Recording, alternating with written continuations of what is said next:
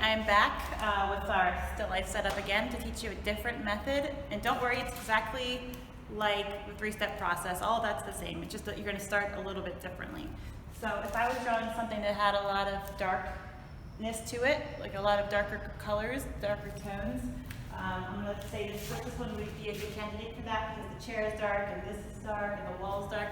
I might decide that I want to do an subtractive method instead of an additive method. So what I taught you in the three-step process video was the additive method. It's what you normally think of as drawing when you take the charcoal and add it to the canvas or to the paper a little bit at a time. We also use the eraser quite a lot in that.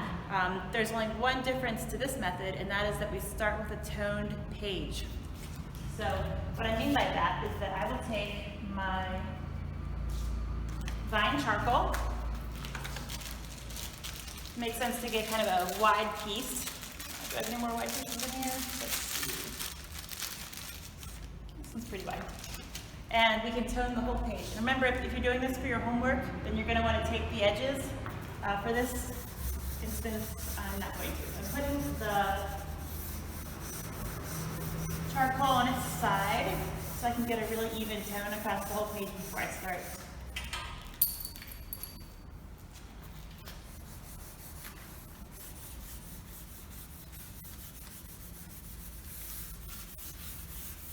Now the darker the scene, the more charcoal I will add, or I might do multiple layers of this. You know, put it on and then blend it and then do it again.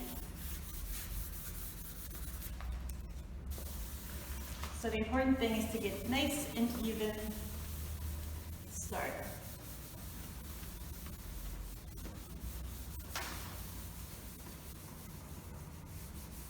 And this can often save a bit of time.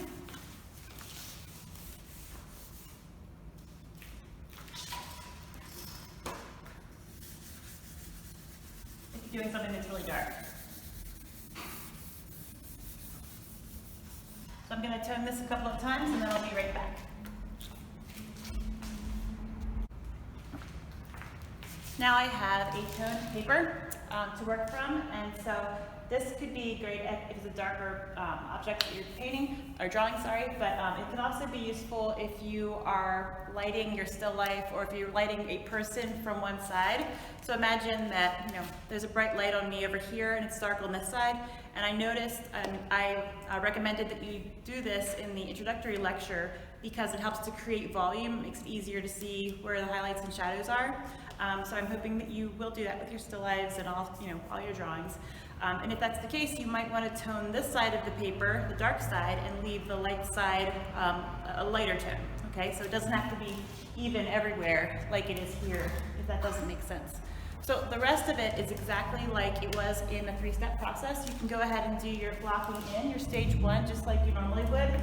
So let's just do the same compositions I did before. I kind of put the skull here. I'm going to do this very quickly, and I'll be back.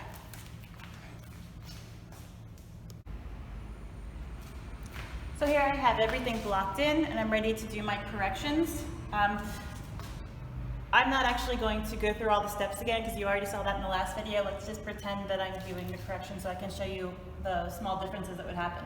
So let's say we're measuring from here to here again. We're measuring from here to here again. The really nice thing about this toned method is that it's a lot easier to get rid of these marks later than it was when you put them directly onto white paper. Now, it's not to say that the subtractive method is always better because you could be drawing something really light, right?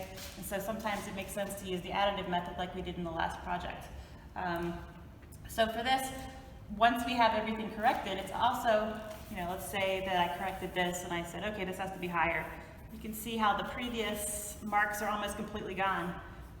And that's one of the main benefits of this. Now let's say that, obviously this is not in the right spot, but let's just say that it was and we're ready to move on to the third stage. The other benefit of this is that it's really easy to get rid of outlines when you're blending. So I'm just going to snap this and make a small area here, and I'm adding the cast shadow. it's like some of the blending is already there in a way, right? And I can also go in and pull out, of course. And you can use, actually, you can use an eraser to do your entire drawing from the beginning too. Like you could actually block everything in with the eraser too if you find it easier, or like it might make you faster. So I think that this method can be really, really useful for speeding things up a little bit and for